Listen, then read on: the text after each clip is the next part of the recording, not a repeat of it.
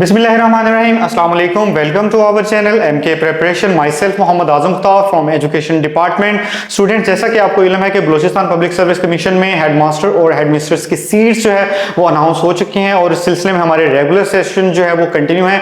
अगर आप खुद को इनरोल करवाना चाहते हैं तो आप फुटर में दिए गए कॉन्टैक्ट नंबर पर राब्ता करके जो है वो खुद को रजिस्टर करवा सकते हैं। इसमें जो है वो नंबर 0333260545 पे आप प्रोफेसर चांद अकील से राब्ता करके जो है वो खुद को एनरोल करवा सकते हैं। इसके अलावा 0342447009 पे कांटेक्ट करके प्रोफेसर मुबशर साहब से जो है वो कांटेक्ट करके आप अपने रजिस्ट्रेशन करवा सकते हैं। आज का जो हमारा टॉपिक है वो है एजुकेशनल पॉलिसीज ऑफ पाकिस्तान। बहुत इंपॉर्टेंट टॉपिक है। इसमें हम डिस्कस करेंगे एजुकेशन पॉलिसी क्या होती है, इसके जो है वो मकासद क्या है। इसके अलावा फर्स्ट एजुकेशनल कॉन्फ्रेंस जो 1947 में हुई थी उसके जो है वो क्या जो है वो फीचर्स थे। National education commission on education 1959 को हम डिस्कस करेंगे। इसके अलावा इसके एमसीक्यूज जो इंपॉर्टेंट है उनको हम डिस्कस करेंगे। न्यू एजुकेशन पॉलिसी 1970 को डिस्कस करेंगे। इसके इंपॉर्टेंट एमसीक्यूज को डिस्कस करेंगे। तो चलिए चलते हैं अपने टॉपिक की जानिब।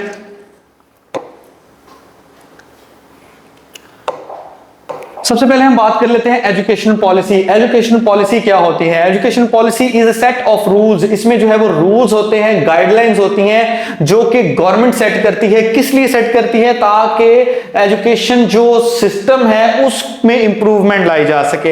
एजुकेशन पॉलिसी में जो है वो ऐसे जो है वो रूल्स जो है वो सेट किए जाते हैं, ऐसी गाइडलाइंस होती हैं कि गवर्नमेंट ने क्या क्या काम करना है, कैसे कैसे करना है, ये सारी इंस्ट्रक्शन जो है वो यहां पे दी जाती हैं ताकि जो एजुकेशन सिस्टम है उसमें उनको इंप्लीमेंट किया जाए और एजुकेशन सेक्टर को जो है वो प्रमोट किया जाए, उसमें बेहतरी लाई जा सके। It helps guide school teachers and other institution to meet national goal. जो भी नेशनल गोल्स हैं, एम्स हैं, ऑब्जेक्टिव्स हैं, गोल्स हैं, उनको अचीव करने में जो है वो हेल्प करती है टीचर्स को, स्टूडेंट्स को और अदर इंस्टीट्यूशंस को। The policy explain what should be done and who is responsible and what standard must be followed। इसमें बताया जाता है कि what should be done, क्या किया जाएगा, who is responsible, कौन रिस्पॉन्सिबल होगा, काम कैसे करना है और किन किन चीजों को हमने पॉलिसीज में शामिल करना है। It ensures education across the country is organized, fair and aims at helping students succeed। इसमें देखा जाता है कि जो एजुकेशन है वो इक्विटेबल है, एक्सेसिबल है, तमाम स्टूडेंट्स को जो है वो एजुकेशन फॉर ऑल जो है वो प्रोवाइड की जा रही है। ये सारी चीजें जो है वो हम डिस्कस करते हैं एजुकेशन पॉलिसी में कि हम अपने एजुकेशन सिस्टम को किस तरह से मजबूत बना सकते हैं। तो हम डिस्कस कर लेते हैं इसके पर्पसेस को। एजुकेशन पॉलिसीज के पर्पसेस क्या होते हैं? इसमें जो है वो achieving national goals, shaping the future Nations, controlling the quality of education, solving critical problems, इनको हम जो है वो डिस्कस करेंगे। सबसे पहले achieving the national goals. Education policy sports national development goals like reducing illiteracy. जो ख्वानदगी है उसको जो है वो हमने लिटरेसी रेट को इंप्रूव करना है तो उसके लिए क्या करना पड़ेगा? एक ऐसी पॉलिसी जो है वो लागू करनी पड़ेगी जिसमें फ्री एजुकेशन जो है वो प्रोवाइड की जाएगी बच्चों को, तो ऑटोमेटिकली लिटरेसी रेट में इजाफा होगा। लेकिन जब आप फीस सेट करेंगे तो बहुत से लोग ऐसे होते हैं रूरल एरियाज में, जैसे आप देख लें कि वो फीसिस जो है वो पे नहीं कर सकते। तो जब आप एजुकेशन को फ्री कर देंगे तो ऑटोमेटिकली लिटरेसी रेट में इंप्रूवमेंट आएगी, एडमिशन रेट जो है वो बढ़ेगा। Shaping the future of the nation. Nation जो आपके कौम है उसके फ्यूचर को शेप करने के लिए जो है वो और इसके अलावा education prepare citizens to build the country's future country के फ्यूचर को बेटर करने के लिए टीचिंग एंड लर्निंग प्रोसेस को इंप्रूव करने के लिए जो है वो इसमें काम किया जाता है। साइंस एंड टेक्नोलॉजी को, उस एजुकेशन को इसमें इंप्लीमेंट किया जाता है ताकि टीचिंग एंड लर्निंग में इंप्रूवमेंट लाई जा सके, स्टूडेंट्स को साइंस और टेक्नोलॉजी के बारे में बताया जा सके ताकि वो भी जो है वो जदीद जो दौर है उसके अकॉर्डिंगली अपने आप को सेट कर सकें। Controlling the quality of education policies ensure students get good education through standards and teacher training। Controlling the quality of education, तो एजुकेशन पॉलिसीज के जरिए से एजुकेशन जो क्वालिटी है उसको कंट्रोल किया जाता है, टीचर्स को ट्रेन किया जाता है और टीचर्स की ट्रेनिंग की मदद से क्वालिटी ऑफ एजुकेशन को प्रमोट किया जाता है। इसके बाद आती है सॉल्विंग क्रिटिकल प्रॉब्लम्स। जो भी क्रिटिकल प्रॉब्लम्स हैं, education policies fix urgent issues. जो अर्जेंट इश्यूज है, जैसे आपके एनरोलमेंट का इश्यूज स्कूल में रहता है, ड्रॉप आउट रेट्स का इश्यूज रहता है। लो एनरोलमेंट का मतलब है कि दाखिले कम होते हैं। और अगर हम बात कर लें ड्रॉप आउट रेट्स की, तो जो बच्चे हमेशा के लिए स्कूल को छोड़ जाते हैं उनके लिए जो है वो ड्रॉप आउट का टर्म जो है वो यूज की जाती है। तो इसको कैसे प्रमोट किया जा सकता है, किस तरह इन क्रिटिकल प्रॉब्लम्स को सॉल्व कर सकते हैं। A mid day meal policy increases the attendance in rural school. तो एक गवर्नमेंट क्या करती है, एक मिड डे मील का जो पॉलिसी है उसको बनाती है, बच्चों को जो है वो मील प्रोवाइड किया जाता है। और इसके अलावा द मिड डे मील क्या होता है, जो कि एक लंच प्रोग्राम, जो कि फ्री लंच फैसिलिटी है बच्चों को दी जाती है during school day, usually in primary और एलिमेंट्री। जहां पे बच्चे छोटे होते हैं वहां पे ये प्रोवाइड की जाती है।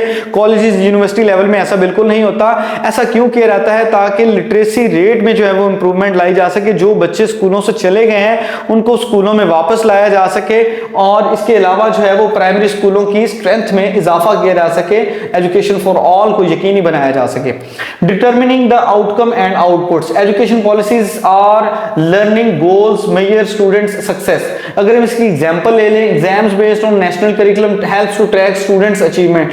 तो जो एग्जाम्स होते हैं उसके जरिए से स्टूडेंट्स की अचीवमेंट को जो है वो भी ट्रैक किया जा सकता है। इसके अलावा डिस्ट्रीब्यूटिंग एजुकेशनल रिसोर्सेज। तो एजुकेशन पॉलिसीज के थ्रू जो है वो एजुकेशनल के जो रिसोर्सेज हैं उनको जो है वो डिस्ट्रीब्यूट करने में मदद मिलती है, कि किस तरह से आपने बुक्स की डिस्ट्रीब्यूशन करनी है, किस तरह से बिल्डिंग की तामीरात करनी है, किस तरह से स्टाफ को जो है वो रिक्रूट करना है। Funds are allocated on rural schools for the basic facilities like toilets and water। तो रूरल स्कूल्स में जो है ये इंफ्रास्ट्रक्चर की जो फैसिलिटीज होती हैं उनको प्रोवाइड किया जाता है। प्लेग्राउंड फैसिलिटीज आ जाती हैं, उसमें क्लीन टॉयलेट्स का इस्तेमाल होता है, ड्रिंकिंग वाटर का जो है वो इस्तेमाल आ जाता है। इसके अलावा रूम फैसिलिटीज आ जाती हैं जहां पे बच्चों को पढ़ाया जाता है।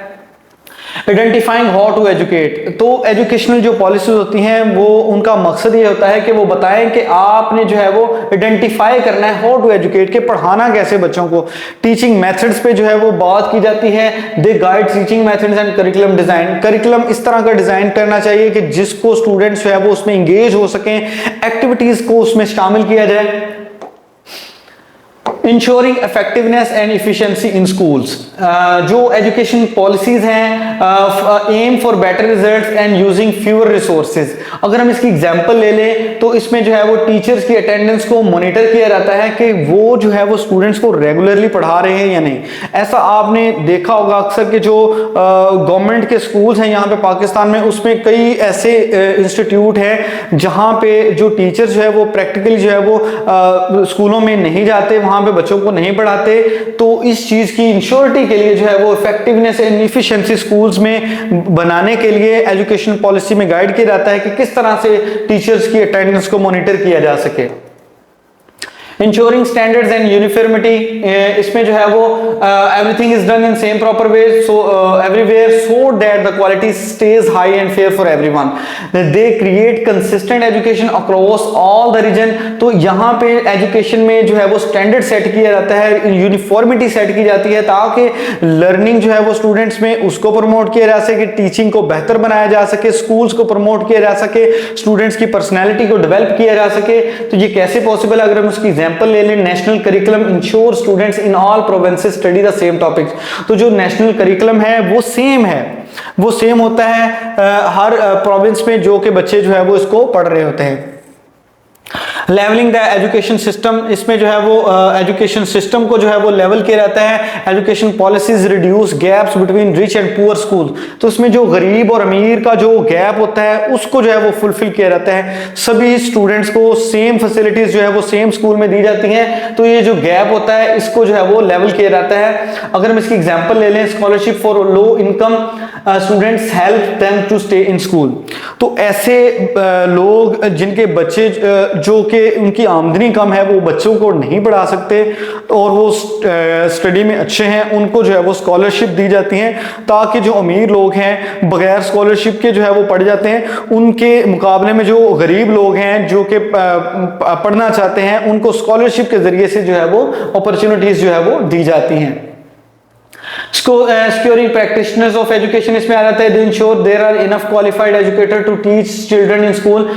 जो एजुकेशन पॉलिसीज हैं वो इस बात को इंश्योर करती हैं, उनका पर्पस है कि इस बात को इंश्योर करना कि जो हमारी कंट्री है, हमारे जो प्रोविंस जहाँ पे टीचर्स काम कर रहे हैं वो हाईली क्वालिफाइड है, वो बच्चों को बेस्ट टीचिंग मेथड को यूज करते हुए, एक्टिविटीज को इंक्लूड करते हुए वो बच्चों को पढ़ा रहे हैं, जिससे स्टूडेंट्स की लर्निंग में इंप्रूवमेंट आ रही है और उनकी एकेडमिक परफॉर्मेंस में भी बेहतरी आ रही है। 12 है implementing educational plans. Education policies turn ideas into actions in schools. जो एजुकेशन पॉलिसीज होती हैं वो आइडियाज को एक्शंस में बदलती हैं। जो एक आपकी सोच होती है उसको जो है वो प्रैक्टिकली जो है वो इंप्लीमेंट किया जाता है। 5 year educational plan guides schools improves step by step. जो 5 साल का प्लान है वो बताता है कि आपने किस तरह स्टेप बाय स्टेप स्कूल में इंप्रूवमेंट लेकर आनी है। एजुकेशन पॉलिसी ऑफ पाकिस्तान, तो इसमें जो पहली जो है एजुकेशन पॉलिसी को जो है वो नाम दिया गया था first educational conference 1947। It was the first official meeting to discuss the future of Pakistan in Pakistan, इसलिए जो है वो इसको फर्स्ट एजुकेशनल कॉन्फ्रेंस कहा जाता है।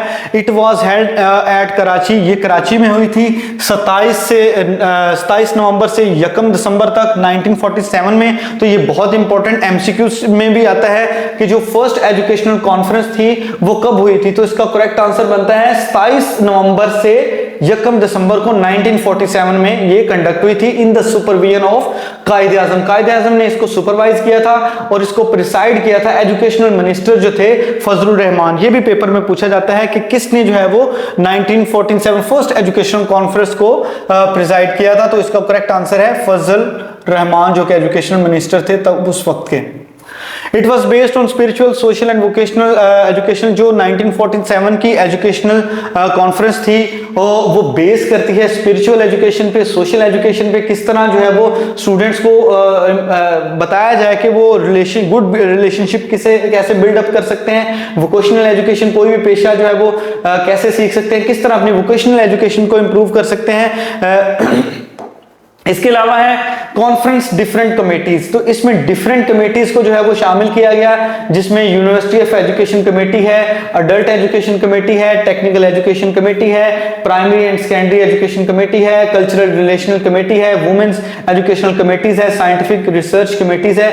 तो ये अक्सर पूछा जाता है कि कॉन्फ्रेंस कमेटीज जो है वो जिनको शामिल किया गया एजुकेशनल पॉलिसी में तो वो कौन सी है, तो वो फर्स्ट एजुकेशनल कॉन्फ्रेंस है जिसमें जो है वो डिफरेंट कमेटीज को शामिल किया गया। तो इन कमेटीज का भी आपको पता होना चाहिए। उसके बाद है फ्री कंपल्सरी एजुकेशन। मुफ्त तालीम जो है वो दी गई, लाजिम तालीम दी गई with separate pre primary and primary stages of 3 to 6 years. 3 to 6 years pre primary में आ जाते हैं, प्राइमरी स्टेजेस में 6 to 11 ईयर्स की एजुकेशन आ जाती है। तो इसको फ्री और कंपल्सरी किया गया 1947 की एजुकेशनल कॉन्फ्रेंस में। Adult Education Committee pointed out 140 years would be required to get rid of the problem of literacy। जो Adult Education Committee है उसमें ये पॉइंट आउट किया गया कि कम से कम 140 साल लगेंगे कि हम मुकम्मल तौर पे जो हमारे लिटरेसी है उसको जो है वो लिटरेसी में कन्वर्ट किया जा सके। तो इसमें जो है वो जो पहले 5 साल हो गए वो हमें प्लानिंग पे, टीचर्स की रिक्रूटमेंट पे, उनकी ट्रेनिंग पे लगाने पड़ेंगे। तो सबसे पहले हम टीचर्स को रिक्रूट करेंगे 1947 की एजुकेशन कॉन्फ्रेंस में डिसाइड किया गया कि सबसे पहले हमने उनको ट्रेन करना है, उनको बताना है कि कौन कौन से एजुकेशनल मेथड जो है वो बच्चों को टीच करते वक्त वो यूज कर सकते हैं, बच्चों को हैंडल कैसे करना है, जो करिकुलम है उसको जो है वो कैसे इंप्लीमेंट करना है, बच्चों को कैसे पढ़ाना है। तो इन द 6 ईयर्स, छठे साल about 5 lakh persons were to be made literate. तो जो छठा साल होगा उसमें 5 लाख लोगों को लिटरेट जो है वो किया जाएगा with an annual increase of 3 lakh thereafter. उसके बाद 3 लाख जो है वो लोगों को सालाना की बेस पे जो है वो एजुकेट किया जाएगा। फिजिकल एजुकेशन को 1947 की एजुकेशन कॉन्फ्रेंस में कंपलसरी करार दिया गया। Overseas scholarship schemes would be started, इसको शुरू किया जाएगा। ओवरसीज जो स्कॉलरशिप स्कीम होती हैं उस those who want to study, जो बच्चे जो है वो अब्रॉड पढ़ना चाहते हैं उनके लिए इनको स्टार्ट किया गया। Educational content delivered through broadcast media, educational content जो है वो उसको ब्रॉडकास्ट मीडिया के जरिए से, टीवी के जरिए से, रेडियो के जरिए भी जो है वो ब्रॉडकास्ट किया जाएगा। इसके अलावा 9 है council of technical education for Pakistan को एस्टेब्लिश किया जाएगा, क्योंकि पाकिस्तान नीडी टेक्नीशियन, क्योंकि पाकिस्तान को जरूरत है टेक्नीशियंस की, इंजीनियर्स की, स्किल्ड लेबर की, जो कि 1947 में बहुत इसकी कमी थी। तो इस सिलसिले में जो है वो टेक्निकल काउंसिल एजुकेशन जो है वो उसको कायम किया गया ताकि स्किल्ड लेबर को, इंजीनियर्स को जो है वो तैयार किया जा सके after the independence of national development. Number 10 central institute of Islamic research को जो है वो एस्टेब्लिश किया जाएगा, जिसका मकसद क्या होगा कि हम इस्लामिक टीचिंग को डीपली जो है वो ऑब्जर्व कर, उसको स्टडी कर सकें, solve the modern day issues in the light of Quran. जो मॉडर्न डे के इश्यूज हैं हमें, हम उन इश्यूज को कुरान और सुन्नत को मद्देनजर रखते हुए उनको सॉल्व कर सकें। एडवाइजरी बोर्ड ऑफ एजुकेशन, इसको एस्टेब्लिश किया जाएगा ताकि गाइड किया जा सके, इंप्रूव किया जा सके एजुकेशनल पॉलिसीज को और सिस्टम को जो कि पाकिस्तान में चल रहा है।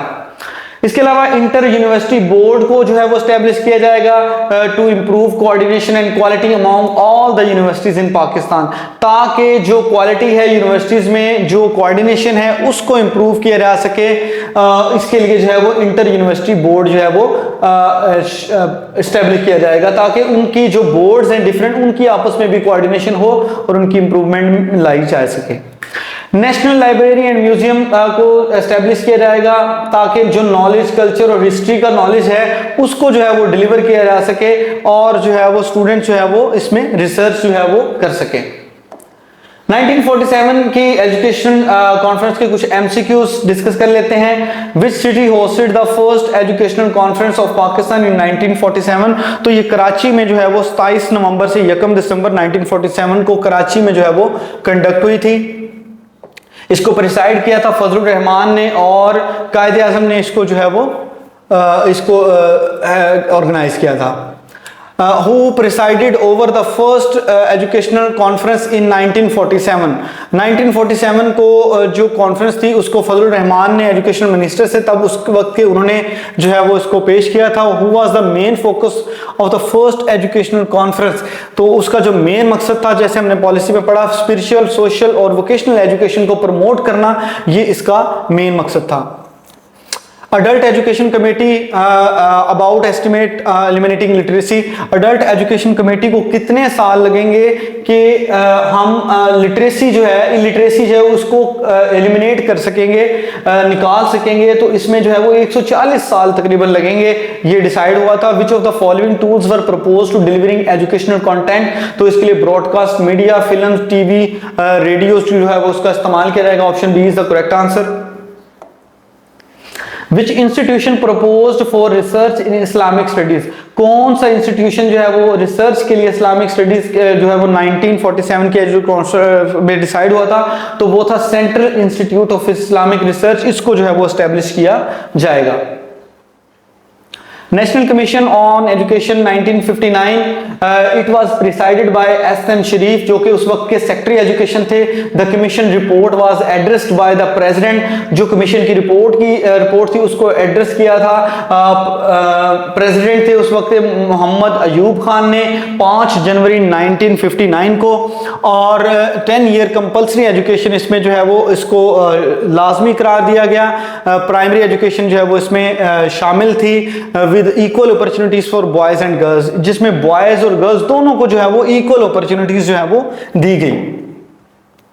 फोकस किया गया करेक्टर बिल्डिंग पे, ताकि स्टूडेंट्स का करेक्टर जो है वो बिल्ड किया जा सके, साइंस और टेक्निकल एजुकेशन को प्रमोट किया जा सके। Commission introduced idea of Islamic ideology in education.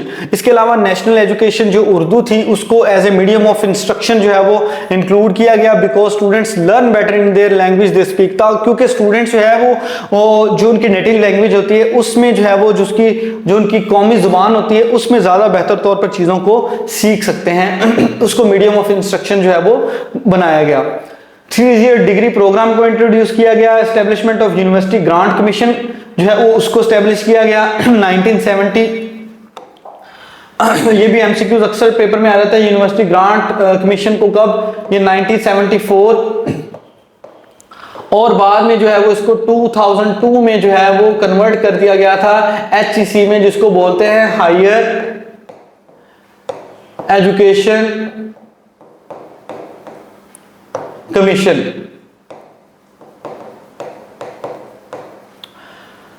उसके बाद है एग्जाम्स जो है वो 25% इंटरनल होंगे, 75% इंटरनल होंगे, ये डिसाइड किया गया। रिलीजियस एजुकेशन को कंपलसरी करार दिया गया, मिडिल लेवल पे ऑप्शनल करार दिया गया, सेकेंडरी लेवल पे and research eight university level, और रिसर्च को जो है वो यूनिवर्सिटी लेवल पे स्टार्ट किया जाएगा। यूनिवर्सिटी एक्ट को जो है वो अमेंड किया जाएगा टू इंप्रूव फंक्शनिंग क्वालिटी, ताकि क्वालिटी को इंप्रूव किया जा सके। Independence of universities to promote education and research, ताकि जो रिसर्च है उसको प्रमोट किया जा सके। तो ये डिसाइड हुआ कि जो यूनिवर्सिटी एक्ट है ऑर्डिनेंस, उसको जो है वो अमेंड किया जाएगा। इसके अलावा नेशनल कैडेट कोर का जो है उसको स्टैब्लिश किया जाएगा। नेशनल कैडेट कोर क्या होती है? It was young training, it was youth training. इसमें यूथ जो है हमारी जो नौजवान नस्ल है उसको ट्रेन करना जो है वो मकसद था। एम क्या था? ताकि जो है वो लीडरशिप की, डिसिप्लिन की और सेंस ऑफ पैट्रियटिज्म जो है वो स्टूडेंट्स में पैदा की जा सके। स्टूडेंट्स में जो है वो लीडरशिप की क्वालिटीज हों और मुहब्बे वतनी जो है वो उनमें पैदा की जा सके। पायलट स्कूल स्कीम जो है वो उसको इंट्रोड्यूस करवाया गया। Pilots they were the elementary and secondary schools receives the funding from the government and started with the help of USA. तो ये भी पेपर में अक्सर सवाल आ जाता है कि जो पायलट स्कूल स्कीम है उसको कब जो है वो इंट्रोड्यूस करवाया गया। तो 1959 का जो एजुकेशन कमीशन था उसमें इसको इंट्रोड्यूस करवाया गया यूएसए की हेल्प के जरिए से, और इन स्कूल्स को जो है वो चार्टर स्कूल्स भी जो है वो कहते हैं। इसके बाद जो है वो कंप्रीहेंसिव स्कूल स्कीम भी तब जो है वो इंट्रोड्यूस करवाई गई, और जो पहला स्कूल था वो मुल्तान में 1966 में जो है वो स्टार्ट किया गया, वो भी यूएसए की हेल्प की मदद से। और इसका मेन मकसद क्या था कि एजुकेशन क्वालिटी को बेहतर किया जा सके, और ताकि टीचर्स को ट्रेन किया जाए और एजुकेशन क्वालिटी को इम्प्रूव किया जा सके। इसके अलावा न्यू एजुकेशन बोर्ड्स को एस्टेब्लिश किया गया पेशावर, हैदराबाद और राजशाही इस्लामाबाद में। Secondary education would be separated from university education. जो सेकेंडरी एजुकेशन थी उसको यूनिवर्सिटी एजुकेशन से सेपरेट किया जाएगा। जैसे आपने अभी भी देखा है कि हायर सेकेंडरी स्कूल्स हैं जहाँ पे सेकेंडरी एजुकेशन जो है वो वहाँ पे जो है वो दी जा रही, हाई स्कूल्स कायम हैं। Text book boards for curriculum and text book improvement would be establish, ताकि करिकुलम में जो है वो इंप्रूवमेंट लाई जा सके और जो भी करंट ट्रेंड्स हैं उनके अकॉर्डिंगली करिकुलम को सेट किया जा सके। Committee of advanced studies university उसको एस्टैब्लिश किया जाएगा। DST directorate of staff development इसको बोलते हैं। इसका भी अक्सर एमसीक्यूज आ जाता है। Directorate, DST directorate of staff development. In Lahore में ये इंस्टीट्यूट है for teachers training and educational development, ताकि एजुकेशनल सेक्टर को डेवलप किया जाए, टीचर्स को ट्रेन किया जा सके। Its old name was EEC. इसका पुराना नाम जो था वो ईई था, जिसको हम बोलते हैं एजुकेशन एक्सटेंशन सेंटर। उसके बाद जो है वो इसको नाम दिया गया डीएसटी का, डायरेक्टोरेट ऑफ स्टाफ डेवलपमेंट। इसके कुछ इंपॉर्टेंट एमसीक्यूज हम डिस्कस कर लेते हैं। National commission on education 1959 MCQs. Who preside over the national commission on education in 1959? तो किसने जो है वो प्रिसाइड किया था नेशनल कमीशन ऑन एजुकेशन 1959 को? तो करेक्ट आंसर है एसएम शरीफ। एसएम शरीफ जो है वो तब उस वक्त के एजुकेशन मिनिस्टर थे, तो उन्होंने जो है वो उसको प्रिसाइड किया था। What was the duration of compulsory education proposed in 1959 policy? तो उसमें जो है वो 10 साल का जो ड्यूरेशन था वो कंपलसरी एजुकेशन करार दिया गया, जिसमें बॉयज एंड गर्ल्स को इक्वली अपॉर्चुनिटीज जो है वो दी जाएंगी। मीडियम ऑफ इंस्ट्रक्शन क्या होगा? नेशनल लैंग्वेज होगी, जो कि उर्दू थी। 1959 का जो बोर्ड था, एजुकेशन पॉलिसी थी। What did 1959 education policy propose regarding text book and curriculum? Curriculum और टेक्स्ट बुक बोर्ड के बारे में 1959 की जो एजुकेशन पॉलिसी थी वो उसने क्या रिकमेंड किया था? Establishing text board to improve curriculum and text book. Establish किया जाएगा टेक्स्ट बुक बोर्ड को ताकि जो है वो करिकुलम और टेक्स्ट बुक को जो है वो डेवलप किया जा सके। What was the main aim of establishing the National Cadet Corps? जो नेशनल कैडेट कोर है उसको स्टैब्लिश करने का मेन मकसद क्या था? ताकि जो आपकी यूथ है उसको जो है वो तैयार किया जा सके, उनमें जो है वो डिसिप्लिन बनाया जा सके, उनमें लीडरशिप की क्वालिटीज जो है वो जो है वो पैदा की जा सके और उनमें मुहब्बे वतनी जो है वो पैदा की जा सके। ऑप्शन बी इसका करेक्ट आंसर था। What was the role of DST? DST का मकसद क्या था? टीचर्स की ट्रेनिंग और एजुकेशनल डेवलपमेंट। इसका ओल्ड नाम जो है वो ईस था, वो भी मैंने आपसे डिस्कस किया था। अक्सर एमसीक्यूज आ जाता है। DST directorate of staff development को कहते हैं। टीचर्स की ट्रेनिंग के लिए इसको बनाया गया था, लाहौर में ये कायम है और इसका मकसद टीचर्स को ट्रेन करना और एजुकेशनल सेक्टर की डेवलपमेंट था। न्यू एजुकेशन पॉलिसी 1970 की जो पॉलिसी थी उसको न्यू एजुकेशन पॉलिसी का नाम दिया गया। अक्सर ये भी एमसीक्यूज पूछा जाता है कि कौन सी पॉलिसी थी जिसको न्यू एजुकेशन पॉलिसी का नाम दिया, तो 1970 की पॉलिसी थी। इंट्रोड्यूस किया था इसको जनरल याहिया खान ने। This policy focused on literacy and equality. तो ये जो पॉलिसी है ये फोकस करती है लिटरेसी पे और इक्वलिटी पे कि लिटरेसी रेट को इम्प्रूव किया जाएगा और इक्वलिटी हर चाहे वो लड़का है चाहे वो लड़की है सबको एजुकेशन की जो है वो फैसिलिटीज जो है वो दी जाएंगी। Its main aim to achieve the universal literacy and reduce disparities, ताकि एजुकेशन फॉर ऑल जो एक स्लोगन था उसको जो है वो प्रमोट किया जा सके, लिटरेसी को इम्प्रूव किया जा सके और जो डिस्पैरिटीज हैं उनको जो है वो खत्म किया जा सके। The policy was presented by air marshal Noor Khan. ये भी बहुत इंपॉर्टेंट एमसीक्यूज है, अक्सर पेपर में आता है। Emphasis on science and technology education, इस पे जो है वो बहुत ज्यादा जोर दिया गया। Decentralisation of educational administration, educational जो एडमिनिस्ट्रेशन थे उसको जो है वो डिसेंट्रलाइजेशन उनकी की गई। डिसेंट्रलाइजेशन क्या होती है? In education means transferring decision making powers from central government to local authorities. जो सेंट्रल बॉडी है वो वहां से जो पावर्स है उसको ट्रांसफर किया जाता है गवर्नमेंट लोकल अथॉरिटीज को, स्कूल्स को, कम्युनिटीज को, सच एज प्रोविंशियल गवर्नमेंट। जैसे जो मेन जो सेंट्रल बॉडी है नेशनल है वो अपनी पावर्स ट्रांसफर कर देती है डिस्ट्रिक्ट ऑफिसर्स को, स्कूल प्रिंसिपल्स को और इवन पेरेंट कमेटीज। नेक्स्ट है no new government and private colleges would be started. कोई भी नया कॉलेज और नया जो स्कूल है वो नहीं जो है वो कॉलेज प्राइवेट कॉलेज नहीं बनाया जाएगा। पार्टिसिपेशन जो पहले से कॉलेज है उनको ही डेवलप किया जाएगा। Participation of students in management and institute would be encourage. जो स्टूडेंट्स की पार्टिसिपेशन मैनेजमेंट में, इसको जो है वो इंस्टीट्यूट में जो भी मैनेजमेंट होती है उसमें स्टूडेंट्स की पार्टिसिपेशन को यकीनी बनाया जाएगा ताकि उनमें जो है वो मैनेजमेंट से रिलेटेड जो एबिलिटीज हैं वो भी पैदा हो सकें, लीडरशिप क्वालिटीज जो है वो उनमें पैदा हों। Public examination would be held 7th, 10th, 11th और डिग्री क्लासेस में इनको स्टार्ट किया जाएगा। No fees would be charge to children. Primary school में जो बच्चे पढ़ रहे हैं चाहे वो गर्ल्स हैं बॉयज हैं वो किसी भी किस्म की फीस जो है वो अदा नहीं करेंगे। At middle school girls would not pay any fees at middle school तक जो है वो लड़कियां फीस अदा नहीं करेंगे और प्राइमरी स्कूल तक लड़के फीस अदा नहीं करेंगे। नेक्स्ट है universities would be autonomous in finance and administration. जो यूनिवर्सिटीज होंगी वो ऑटोनॉमस होंगी, वो खुद से जो है वो फाइनेंस और एडमिनिस्ट्रेशन अपना इंतजाम जो है वो संभालेंगी। बुक बोर्ड जो है वो बुक्स और करिकुलर डेवलपमेंट इसको स्टैब्लिश किया जाएगा ताकि करिकुलम को जो है वो डेवलप किया जा सके और हाई क्वालिटी टेक्स्ट बुक को जो है वो क्रिएट किया जा सके ताकि स्टूडेंट्स की लर्निंग में इंप्रूवमेंट लाई जा सके। नेशनल एजुकेशन कोर इसको एस्टेब्लिश किया जाएगा। National education curriculum A set of standard subjects skill and learning goals that students across the country are expected to learn and at each educational level। National education core जो है इसको जो है वो establish किया जाएगा। ये भी 1970 न्यू एजुकेशन पॉलिसी में इसको शामिल किया गया। न्यू एजुकेशन पॉलिसी के एमसीक्यूज को डिस्कस कर लेते हैं। Who presented the new education policy of 1970? New education policy जो थी 1970 उसको किसने प्रेजेंट किया था? तो एयर मार्शल नूर खान ने इसको प्रेजेंट किया था। What was the main focus of 1917 education policy?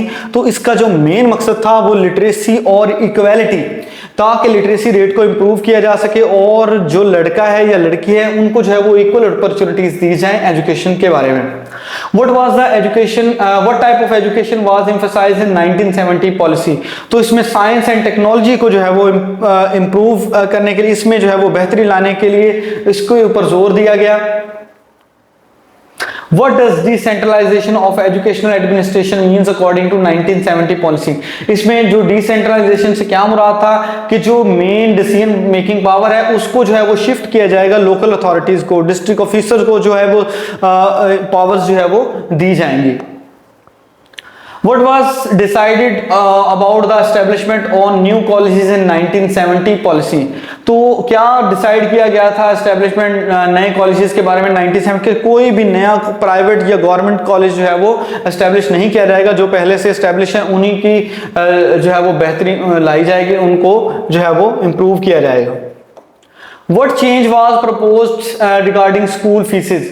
तो स्कूल की फीसिस के बारे में क्या डिसाइड किया गया 1970 न्यू एजुकेशन पॉलिसी में कि no primary school fees, middle schools girls would not pay fees. जो प्राइमरी स्कूल की जो है वो फीस जो है वो ना लड़के देंगे ना लड़कियां देंगी, लेकिन जो लड़कियां हैं वो मिडिल स्कूल में भी किसी भी किस्म की कोई भी फीस अदा नहीं करेंगे, उनके लिए फ्री एजुकेशन होगी। नेक्स्ट है what is the role of national education core? National education core जो है उसका क्या रोल है प्रपोज्ड इन पॉलिसी, जिसको एजुकेशन पॉलिसी में प्रपोज किया गया? तो इसका जो रोल था वो defined standard in curriculum, standard जो है वो डिफाइन करना करिकुलम में and learning goals for students, और ताकि जो है वो लर्निंग गोल्स को डिसाइड किया जाए कि स्टूडेंट जो है वो क्या पढ़ेंगे, किन एक्टिविटीज को जो है वो इसमें शामिल किया जाएगा, तो स्टूडेंट्स इसके बारे में स्टडी करेंगे। तो स्टूडेंट्स ये था आज का हमारा लेक्चर। उम्मीद है कि आपको लेक्चर की समझ आ गई होगी। मजीद इंफॉर्मेटिव वीडियोस के लिए आपसे दोबारा मुलाकात होगी, जिसमें जो है वो हम बाकी एजुकेशनल जो पॉलिसीज हैं 1979 की है, 1992 की है, 1998 की है, इसके अलावा 2009 की पॉलिसीज को डिस्कस करेंगे, उनके एमसीक्यूज को डिस्कस करेंगे। तो अगर आपको वीडियो अच्छी लगे वीडियो को लाइक कर दीजिएगा, चैनल को सब्सक्राइब कर दीजिएगा। दोबारा आपसे इंशाल्लाह मुलाकात होगी, तब तक के लिए अल्लाह हाफिज।